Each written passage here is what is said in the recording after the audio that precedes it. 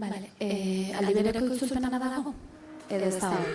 ¿Tienes traducción simultánea o no tienes? Sí. Tenéis, barkatu. Estaba mirando a José Ángel.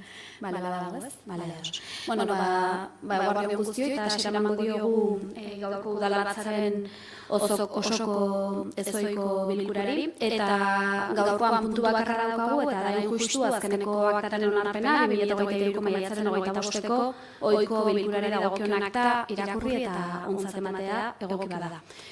Beraz, bozkatzera pasatuko gara zuzenean, Eta ostean jartzen duen ez dakit.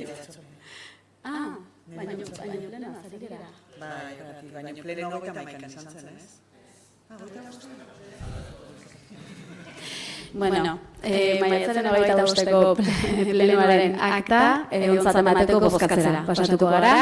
Aldeko bozkak aho batez onartzen da, eta honekin amaitutzat ematen dugu plenoa. Eta orain, tokiko gobernu batzarraren azkeneko akta onartzera pasatuko ginateke, ez dakit epea zein dan, zehazki, noiz izan zen azkeneko tokiko maiatzaren 24ko akta onartzera pasatuko ginateke, kasu honetan ere bozkatu egin behar dugu, eta aldeko bozkak aho batez onartzen da. Hemendik aurrera batzordeak dira eta hitza emango dizuet batzordeburuei.